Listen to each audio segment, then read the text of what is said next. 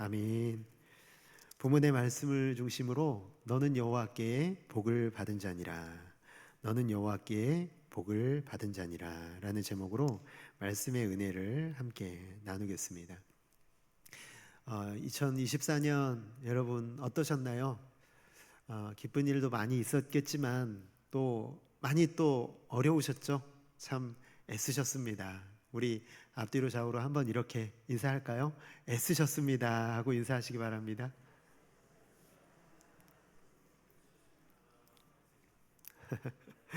맞아요. 참 애쓴 한 해였던 것 같습니다. 우리가 능력이 충만하다면 출중하다면 그렇게 애쓸 필요가 없는데 우리는 늘 부족하고 연약해서 애써야 되는 존재더라고요. 참 그렇기 때문에 편하게 살았다? 그러면 사실은 여러분 우리가 믿음으로 살면 세상에서 편하게 사는 일은 흔치 않은 것 같아요. 내가 믿음으로 삽니다. 내가 주님 붙들고 삽니다. 내가 주님의 힘으로만 삽니다. 라고 고백하고 살아가는 분들의 삶을 보면 편하지가 않더라고요. 참 어려운 일들이 많이 있더라고요. 그러면 그것은 내가 편하게 살았다는 것은 세상과 타협했다는 말이기 때문에 오늘 우리가 애쓰셨습니다. 이렇게 서로에게 고백했다는 것은요, 우리가 믿음으로 살고 있다는 것이고 앞으로도 우리가 믿음의 걸음을 살겠다는 결단인 줄을 믿습니다. 어둠뿐인 세상 속에요, 우리는 다 빛으로 뿌려진 존재거든요. 어둠 속에서 여러분 빛이 숨길 수 있나요? 빛은요, 어둠 속에 가면 반드시 그 존재감을 드러내게 되어 있습니다. 그런데 문제는 뭐냐면 어둠뿐인 세상에 빛이 가면 환영을 받지 못한다는 거예요. 예수님도 이 땅에 오셨을 때요, 환영받지 못하셨습니다.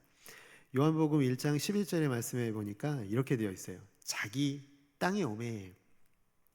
예수님이 자기 땅에 오셨는데 어떻게 되어 있어요? 뒤에 보니까 자기 백성이 영접하지 않았다. 여러분 좀 위로가 되시나요? 우리가 세상에 나가서 어려움 당하는 것, 예수님도 빛으로 오셨기 때문에 환영을 받지 못했듯이요, 우리도 비록 어렵고 힘든 삶이고 또 예수 그리스도를 믿고 살아가는 일들이 참 힘들고 어려움에도 불구하고 예수님이 그 길을 걸으셨기 때문에 오늘 우리도 그 길을 동일하게 걸어가야 되는 줄 믿습니다. 이 말씀이 위로가 되시기를 바랍니다. 낭중지추라는 사자성어를 혹시 아십니까? 낭중지추라는 사자성어가 있는데요, 무슨 뜻이냐면 주머니 속에 송곳이 있다는 거예요. 여러분 주머니 속에 송곳이 있으면 어떻죠? 네, 자꾸 이렇게 그 뾰족한 부분이 살을 찌르잖아요. 이게 무슨 말이냐면요, 재능이 뛰어난 사람은 아무리 숨기려고 해도 저절로 사람들에게 그 존재가 알려지게 된다라는 것을 뜻하는 사자성어입니다. 우리 믿는 사람들도 저는 낭중지추라고 믿거든요. 우리 믿음의 사람들이 낭중지추다. 물론 여러분 여기서 말하는 그 재능이 뛰어나서 알려진다라는 의미가 아니라요, 오히려 그 반대입니다. 여러분, 우리가 낭중지추인 이유는요, 속여도 우리 사람들이 우리를 속여도 모른 척 해주는 거예요. 해를 끼쳐도 바보같이 참아주는 것이고요. 근데 이렇게 한다고 해서 사람들에게 알려질까? 이런 염려가 있으시잖아요. 그런데 저는 정말 확신하고 있거든요. 믿음의 사람들이 주님의 말씀대로 순종하고 살기만 하면 언젠가는 반드시 사람들에게 알려지게 될 것이고 우리의 모습 속에서 하나님을 보게 될 것이다. 반드시 그러한 때가 분명히 있을 것이라고 믿습니다. 오늘 본문의 말씀 속에서요, 바로 그런 사람을 우리가 만나 볼 수 있기를 원하는데요, 오늘 본문의 내용이 이렇죠. 우리 오늘 본문의 말씀 26절에 보니까 블레셋의 왕 아비멜렉이 이 이삭을 찾아와요. 근데 아비멜렉이 혼자 온 게 아니라요, 왕인 사람이 군대 국방부 장관, 여기 보니까 비골이라고 되어 있는데 비골이라는 국방부 장관, 그리고 또 한 사람이 같이 오는데 자기 친구까지 데리고 옵니다. 이렇게 세 사람이요, 상당한 이 권력을 가진 이 세 사람이 이삭을 찾아옵니다. 근데 여러분 아시죠? 항상 아쉬운 쪽이 먼저 오는 거 아시죠? 그러니까 찾아왔다는 것은 누가 아쉬운 쪽이라는 거예요, 지금? 이삭이 아니라 아비멜렉이 지금 아쉬워서 찾아왔다라는 것이죠. 그런데 이렇게 권세 있는 사람들이 이삭을 찾아오면 이삭도 그에 상응하는 대우를 해야 되잖아요. 예를 들어서 외교의 기본 원칙 아닙니까? 상대방이 호의적으로 하면 나도 호의적으로 해야 되는데 오늘 이삭의 반응이요 상당히 호전적입니다. 오늘 말씀해 보니까 뭐라고 되어 있습니까?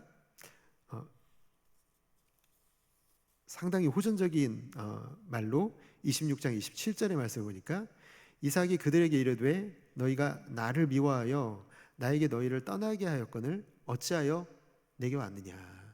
무슨 사건이 있었던 것 같아요. 이삭이 왜 그랬냐면 너희가 나를 미워해서 쫓아냈다 이렇게 얘기를 합니다. 그렇게 쫓아낼 때는 언제고 이제 와서 화친을 맺자고 상당히 못마땅한 거죠. 아무리 그렇다고 해도 이렇게 무례하게 말하면 이 아비멜렉 입장에서는 여러분 화날 법하지 않습니까? 아니 내가 예전에 그랬다고 해도 지금 뭐 이 조약을 맺자고 내가 찾아왔는데 이런 식으로 한다고? 아, 그럼 나 그냥 안 해. 그러고 갈 수도 있잖아요. 그런데 이 모욕을 아비멜렉이 꾹 참습니다. 전혀 화를 내지 않고 자신들이 평화 조약을 맺고자 하는 이유에 대해서 말하는데요. 창세기 26장 28절의 말씀을 같이 한번 읽어볼까요? 시작. 그들이 이르되 여호와께서 너와 함께 계심을 우리가 분명히 보았으므로 우리의 사이 곧 우리와 계약을 맺으리라 말하였노라. 아멘. 여러분 그들이 이르되 뭘 봤다고 얘기했죠? 여러분 맞습니다. 여호와께서 너와 함께 계심을 우리가 분명히 보았다고 얘기하는 거예요. 분명히 보았다. 굉장히 여러분 강하고 확신 있게 얘기하고 있죠. 우리가 보았다 그런 게 아니라요. 그 앞에 수식어가 상당히 강력한 수식어. 분명히 보았다 이렇게 얘기를 하고 있다라는 거예요. 여러분 우리가 세상에서 이렇게 일어나는 일을 봐도요. 한두 번 일어나면 우연이라고 할 수 있잖아요. 그렇지만 여러분 3번, 4번, 5번, 6번 계속 그 일이 일어나면 그게 우연이라고 생각이 안 되는 것처럼요. 지금 아비멜렉은 이삭의 삶 속에서 계속해서 보고 있는 거예요. 하나님이 이삭과 함께하고 계시다는 것을 본 겁니다. 이건 아무리 눈을 씻고 또 씻고 봐도 이건 하나님이 함께하지 않으면 일어날 수 없는 일이야 라는 고백을 이 아비멜렉이 하고 있다라는 것이죠.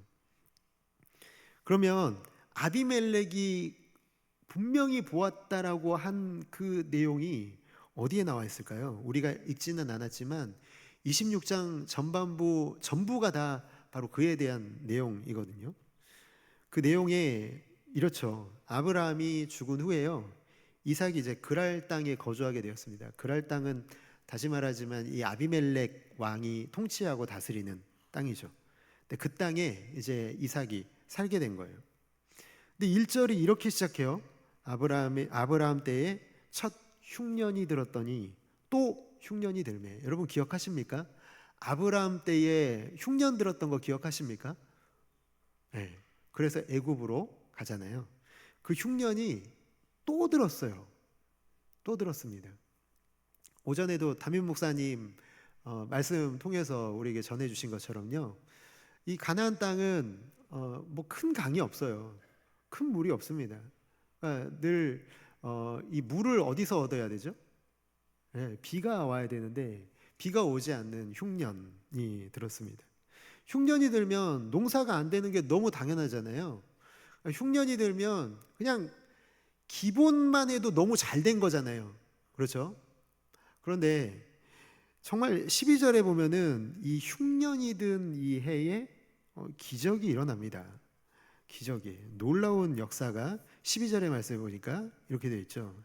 이삭이 그 땅에서 농사하여 그 해에 100배나 얻었고. 같이 한번 읽어볼까요? 자, 시작. 이삭이 그 땅에서 100배나 얻었다. 100배나 얻었다. 사랑하는 성도 여러분, 여러분 지금 소유의 100배나 얻으면 어떨 것 같으세요? 너무 좋으시죠? 좋으면 좋다고 좀 고개 좀 한번 끄덕여 주세요. 너무 좋으시죠? 이 사건은 내 것이 아니니까 별로 관심 없으시죠? 이삭이 그 해에 100배를 얻었다는 것은요, 있을 수 있는 일인가요? 아니 그냥 평상시에 흉년이 아닌 때에 100배를 얻어도 기적이에요. 그런데 지금 무슨 일이 일어난 거예요? 흉년인데 100배를 얻었다는 거예요. 농사를 지어도 조금의 수확도 기대하기 어려운 그 흉년의 때에 100배. 여러분 그뿐만이 아니라요, 정말 이건 뭐 어떻게 설명을 어떻게 해야 될까요? 소출만 100배를 얻은 게 아니라, 농사만 지은 게 아니라요, 그가 원래 목축을 했잖아요. 이삭이 양과 소가 떼를 이뤘고요, 종의 수도 엄청 많은 거예요. 그리고 결국에는 이삭을 뭐라고 불렀냐면 거부가 되었다, 그렇게 표현을 합니다. 거부가 되었다. 여러분 이 아비멜렉이 그러면 이삭에 대해서 어떤 마음을 가질까요? 여러분 참 희한한 게, 우리 믿는 사람들이 잘 되면 세상 사람들이 가만 놔둘까요? 안 놔둘까요? 가만 놔두셨나 보네요.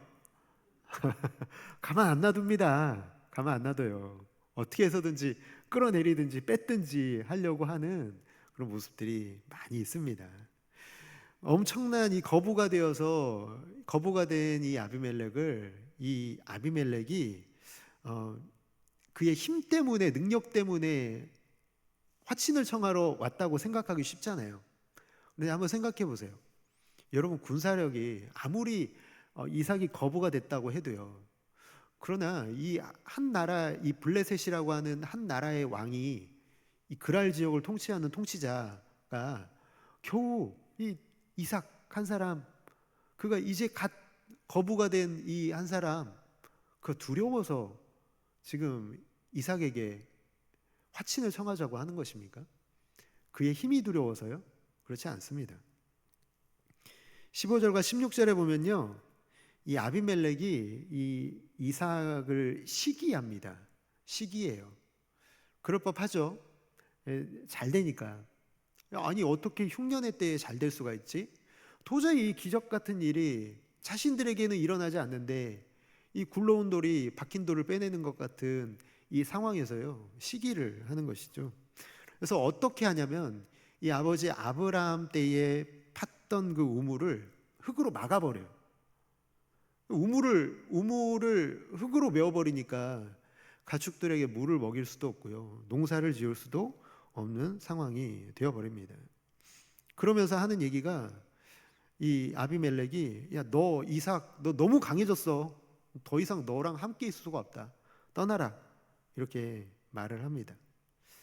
여러분 이걸 보면은 아비멜렉이 그에게 오늘 본문에서 화친을 청하러 온 것은요, 그의 군사력이 강하기 때문이 아니라, 그의 힘과 능력이 강하기 때문이 아니라, 그의 이 이삭이 잘 되는 것에 대한 시기심 때문인 것을 알 수가 있는 것이죠.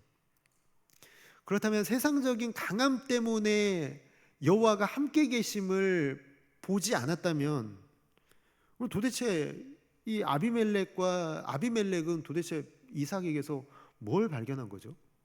뭐 때문에 그는 지금 화친을 맺으려고 이삭을 찾아온 것이죠? 우리가 그걸 알아봐야 되겠죠. 그게 여러분 우물 사건입니다. 우물을 메웠잖아요. 우물을 메우고 떠났잖아요. 근데 여러분 중동 땅에서요, 우물은 여러분 생명이에요. 우물을 가지고 있다는 것은요, 살아갈 수 있다라는 거죠. 우물을 확보하지 않으면 내 가족, 내 종들, 내 가축 다 굶어 죽어요. 근데 우물을 막아버린다? 이건 진짜 전쟁 선포 아닙니까? 싸우자는 거죠. 죽자 살자 너 나한테 덤벼. 내가 너 상대해 줄게. 너를 굴복시켜서라도 내가 너의 것을 다 뺏겠다는 선전포고 같은 것이라는 거죠. 근데도요, 이 생명 같은 이 우물을 빼앗았는데도 불구하고 이삭은 저항하지 않습니다. 불평 없이 그냥 자리를 옮깁니다. 우물을 놔두고 갔다는 말은 무슨 말이냐면, 그럼 뭐 땅도 다 놔두고 갔다는 얘기고요. 엄청난 소출을 거뒀던 밭, 뭐 여러 가지 뭐 다 놔두고 갔다. 거기서 끝이 아니에요. 또 다른 우물을 팠는데 또 목자들하고 다퉈서 또 떠나요. 에색, 신나, 르호봇, 세바 계속해서 우물을 옮겨가고 또 우물을 팝니다. 한 번도 이 다툼에서 싸우고 우리가 그 우물을 지켜야 되겠다 하는 모습이 나타나 있지 않다라는 거예요. 여러분, 그런데 너무 신기한 것은 뭔지 아세요? 우물을 뺏겼잖아요. 그럼 또 우물이 필요해요, 안 해요? 당연히 필요하죠. 그래서 옮긴 곳에서 우물을 파면 또 물이 나와요. 너무 신기하지 않습니까? 이게 기적이라는 거예요, 여러분. 하나님의 예비하심이 있지 않으면 여러분 그냥 백날 땅 판다고 물 나옵니까? 안 나오죠. 그런데 우물을 파면 물이 나오는 거예요.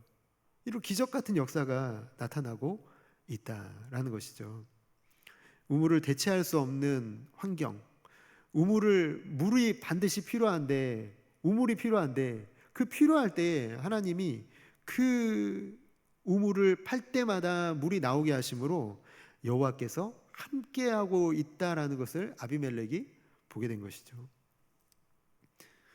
여러분, 우리가 누군가에게서 하나님이 함께하고 계시다 어떤 때 발견되세요, 여러분? 저 사람은 하나님이 함께 계셔. 그게 어떤 때 발견되세요? 이삭처럼 큰 부자가 되면 하나님이 함께 계셔. 저 사람이 어느 날 갑자기 거부가 되었어.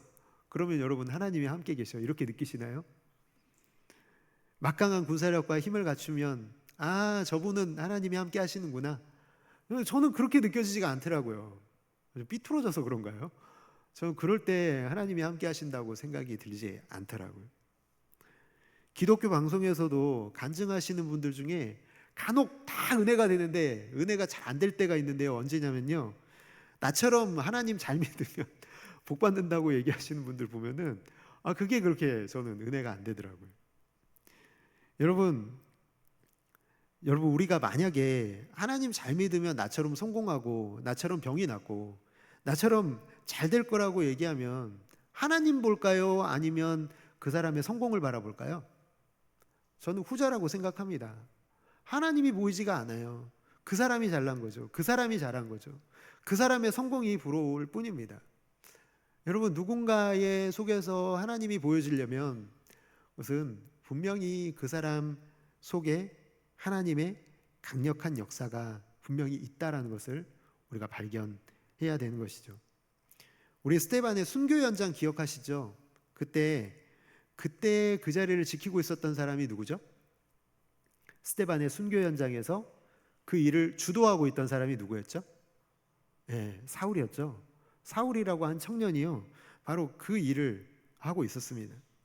기세와 살기가 등등해서요, 예수 믿는 사람 잡아 죽이려고 막 찾아다닐 때 있잖아요.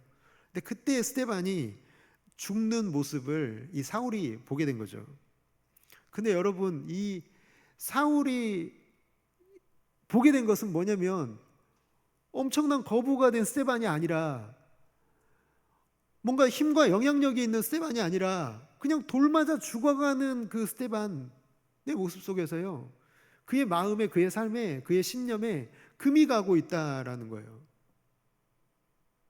그 모습 속에서 오히려 이 사울은요, 그의 삶이 깨지는 모습이 나타나 있다라는 것이죠. 일반적으로 여러분, 우리에게 가장 중요한 게 뭡니까? 목숨이잖아요. 목숨. 내 목숨이 얼마나 중요해요. 그런데 돌에 맞아서 죽어가는데, 목숨이 꺼져가는데 이 스데반의 얼굴이 평안하다라는 거예요. 그의 얼굴에 천사와 같더라라고 표현을 하잖아요. 자기 목숨이 죽어가고 있는데 천사와 같은 얼굴로 하고 있는 스데반을 바라보고 있는 사울이 자기의 삶을 돌아볼 수밖에 없는 거죠. 내가 하고 있는 일이 정말 맞는 것인가? 내 삶이 깨어지는 순간이라는 거예요. 다메섹 도상에서 예수님을 만날 때까지요, 그가 그렇게 미친 듯이 더 격렬하게 사람들을 잡아 죽이려고 하는 것은요, 그의 마음속에 이 스데반 집사의 그 마지막 모습이 그의 머리에 깊이 각인되어 있었기 때문에 결코 이걸 부정하려고 더 격렬하게 그런 일을 하지 않았겠습니까? 죽어가는 처지에 있는 자가 도저히 이해되지 않는 평안이 얼굴에 드러나고 있는 모습, 저는 스데반 집사의 모습을 보면서요, 아 그래, 하나님을 보여주는 방법이지, 이런 사람 속에서 하나님이 보여지는 거지 라고 하는 것을 깨달아 보게 됩니다. 어떨 때 사람들은 여러분에게서 하나님을 발견합니까? 세상 사람들은요, 각자가 다 귀하게 여기고 있는 가치가 있거든요. 어떤 사람들은 그 소중한 가치, 어떤 사람들은 뭐 돈이 될 수도 있고 명예가 될 수도 있고 인기가 될 수도 있고 건강이 될 수도 있고 장수가 될 수도 있고 자녀의 복일 수도 있고 남편의 복일 수도 있어요. 너무나 많은 세상적인 이런 가치들이 있잖아요. 그런데 그런 가치들이 깨어졌는데도 불구하고, 그런 가치가 분명히 내게 있다가 없어졌는데도 불구하고 그 사람의 평강이 흐트러지지 않을 때예요. 세상 사람들은 이해를 못하는 거죠.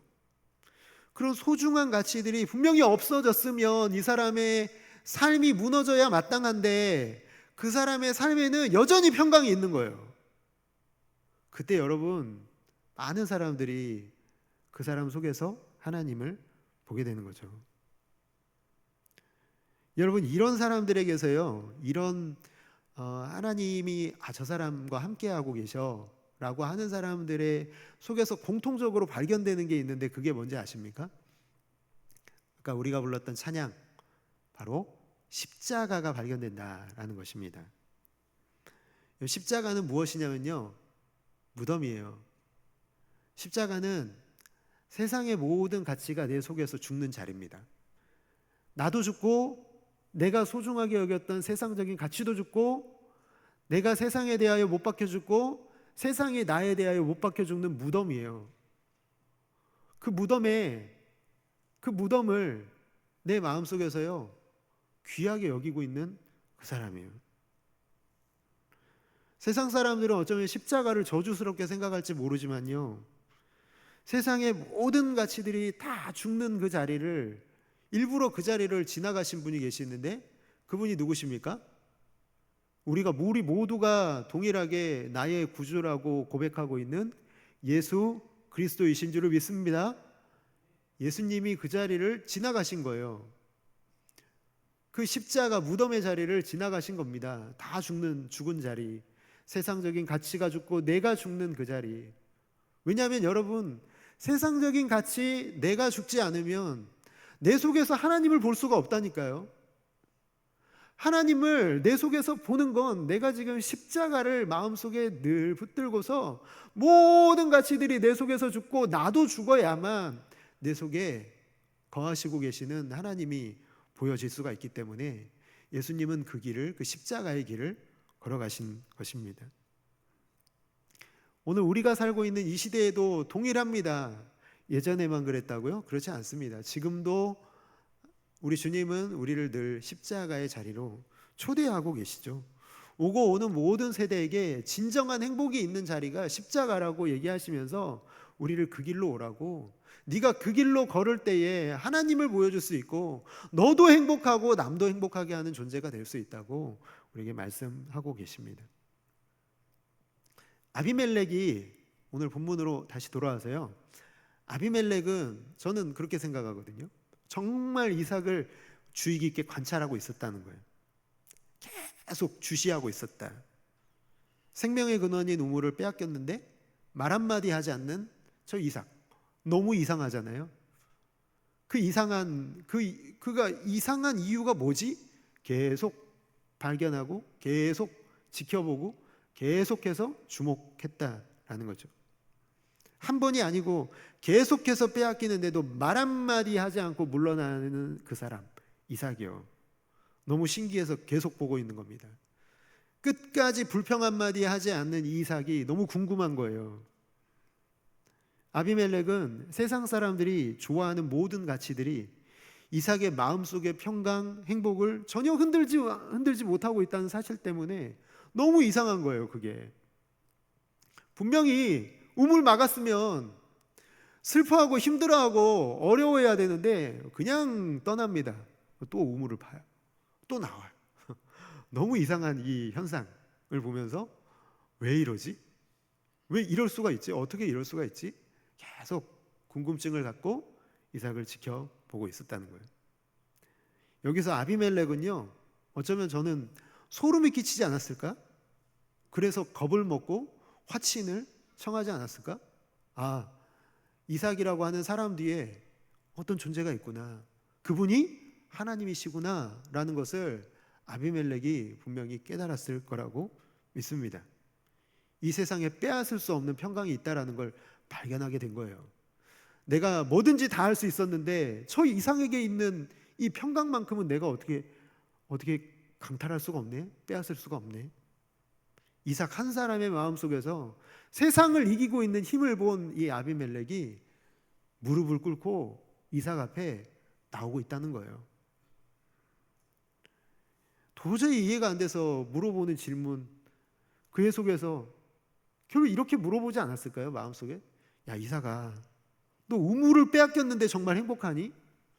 너 우물이 너 전부잖아. 너 억울하지도 않니? 참 이렇게 물어봤을 것 같아요.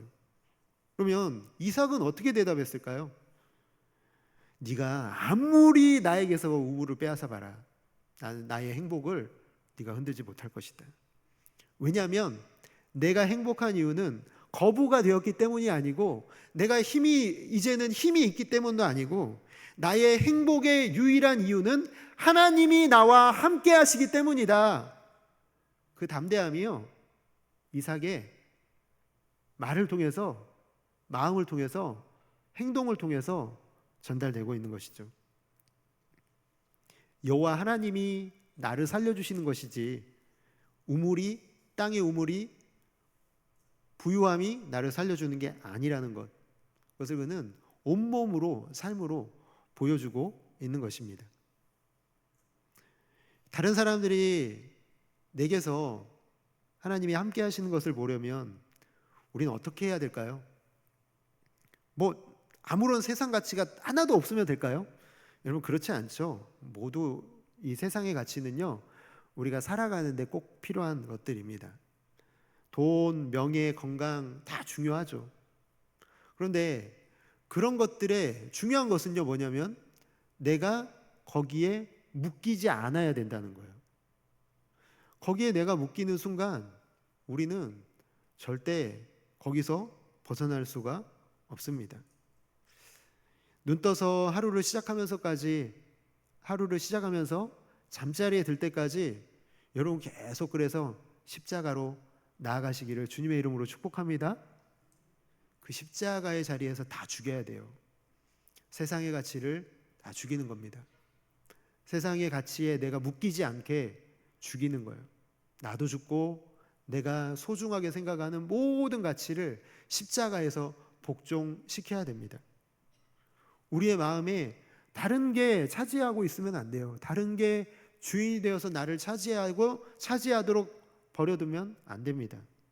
항상 십자가가 내 속에 깊이 새겨져 있는 사람이 될 때에만 여러분, 우리는 하나님을 보여줄 수 있는 존재가 되는 것입니다. 여러분, 정말 왼수 같은 남편 자고 있으면 그 얼굴 보면서 얼마나 분노가 치밀어 오르십니까? 안 그러십니까, 여러분? 사랑의 눈으로 보십니까?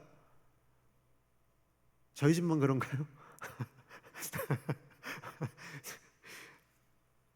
여러분, 그런데 참 감사한 것은 함께 있을 수 있는 사람 하나님께서 우리 곁에 두셨다는 것. 아무리 좀 부족하고 연약해도요, 마지막에 내 편 들어줄 사람이 누가 있겠습니까? 마지막까지 나와 함께 동반자로서 걸어갈 수 있는 사람이 있다는 거, 너무 귀하게 여기게 되시기를 주님의 이름으로 축복합니다. 그뿐만이 아니죠. 우리에게 허락한 건강, 우리에게 주어진 모든 삶의 재화들, 재물들, 그 모든 것들까지도요. 그러나 여러분, 우리가 꼭 기억해야 될 것은요, 주님의 나라를 위하여 쓰임 받아야 되는 것들이라는 것입니다. 여러분, 오늘 우리가 그 십자가의 자리로 걸어갈 수 있게 되기를 원합니다. 아프고 힘들어도 십자가는 내 자리다. 한번 따라해 주시겠습니까? 아프고 힘들어도 십자가는 내 자리다. 아프고 힘들어도 십자가는 내 자리다. 2025년에 여러분 꼭 십자가 붙들게 되시기를 주님의 이름으로 축복합니다. 그 자리를 끝까지 지키는 사람들이 들을 수 있는 말이요, 우리가 읽었던 오늘 본문의 제목, 말씀의 제목이죠. 뭐라고 되어 있죠? 너는 여호와께 복을 받은 자니라, 이렇게 얘기했다는 거예요. 누가 얘기한 거예요, 이거? 아비멜렉이 얘기했다는 거예요. 너는 여호와께 복을 받은 자다. 오늘 사랑하는 성도 여러분, 세상에 나가서요, 여러분 주변에 있는 사람들이 여러분을 보면서 하나님이 당신과 함께 계신다, 너는 여호와께 복을 받은 자니라, 이 말을 들을 수 있는 사랑하는 성도 여러분들 다 되시기를 주님의 이름으로 축복합니다.